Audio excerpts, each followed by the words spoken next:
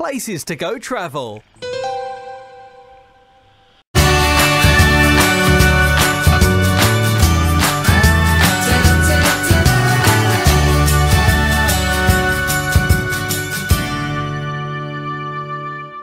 But nowadays it's not in use. Okay, in fact it was converted to a public attraction.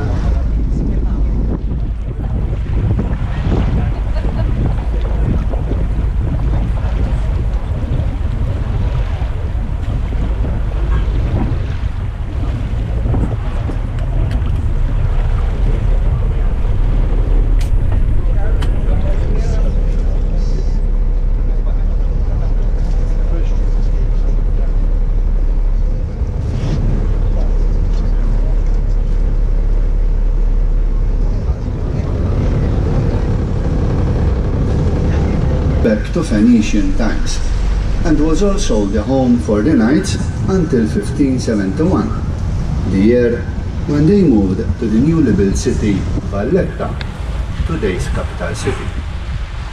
In Vittoriosa one will find buildings of great historical value, such as the Inquisitor's Palace, the Vittoriosa Museum, various auberges, etc.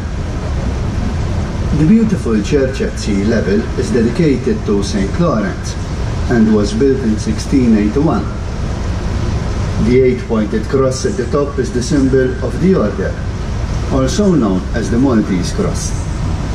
The Freedom Monument in front of the church commemorates the last of the British troops leaving their base Malta on 31st March 1979. The building with the blue doors and windows was the British Naval Bakery. Since 1842, it supplied the Navy with bread and biscuits.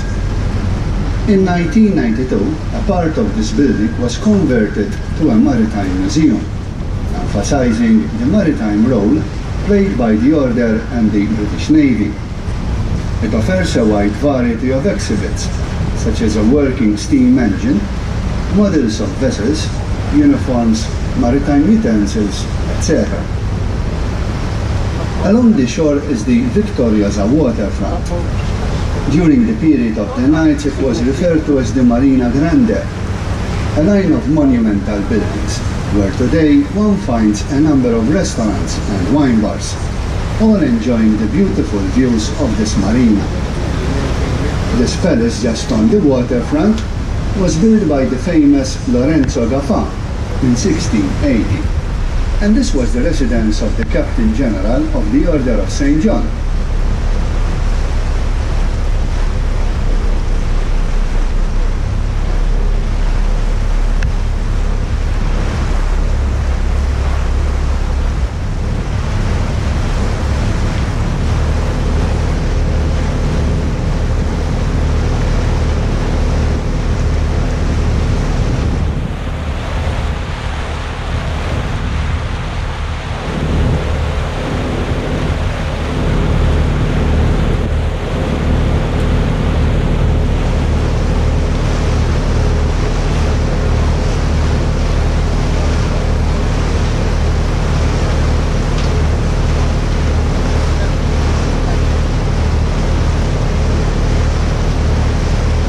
Archaeological evidence indicates that since prehistoric times, this ridge on the right has always been an important site. The first settlers on the island built temples here to honor their gods. According to legend, this fort is built on the site of a fortified Roman settlement, strengthened by the Arabs, the Normans, and the Spaniards. When the Knights came to Malta in 1530, it became their headquarters, and later became known as Fort St. Angelo. In the 1570s, the Knights moved to the newly built city of Valletta, and the fort remained in use as a prison. In 1608, the famous artist Caravaggio was imprisoned here. but mysteriously managed to escape after a short while. With the coming of the British in 1800, the fort retained its importance as a military installation, first in use by the army and in 1903 taken over by the Royal Navy. And the fort was classified as a ship. It was renamed HMS St. Angelo. Its distinguished British commanders included Lord Louis Mountbatten, and the Allied invasion of Sicily was in fact planned from here. In 1998, 200 years after the French had expelled the order from Malta, the order engaged in a long lease contract with the government of Malta regarding this property.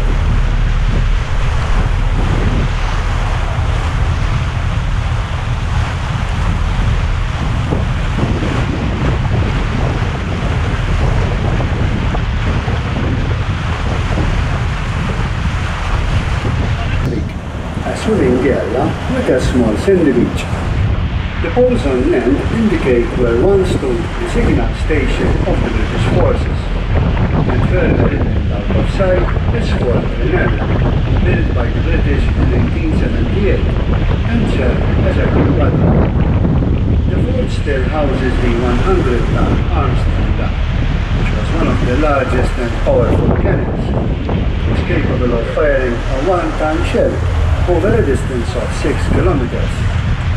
Today, the site is open to the public and exhibited by volunteers dressed in Victorian military uniforms.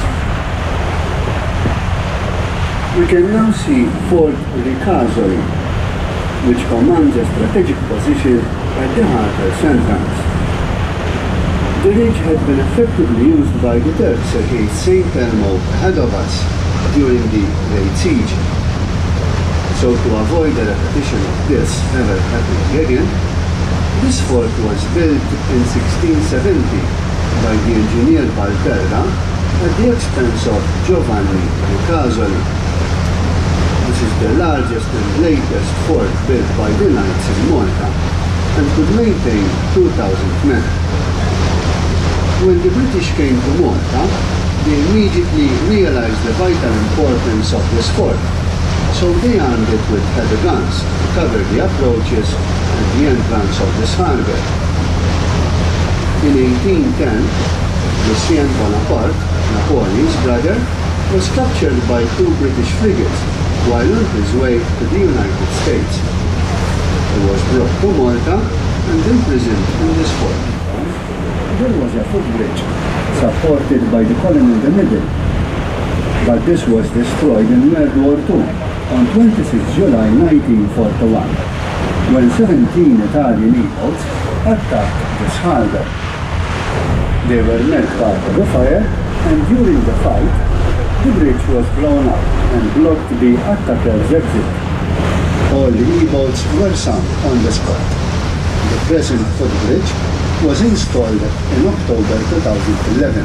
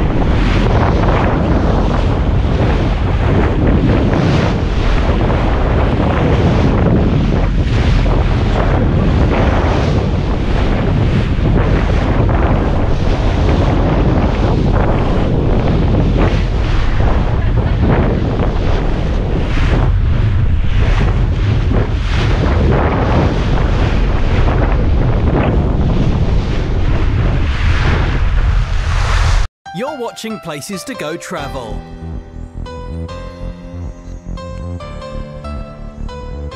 Please like and subscribe.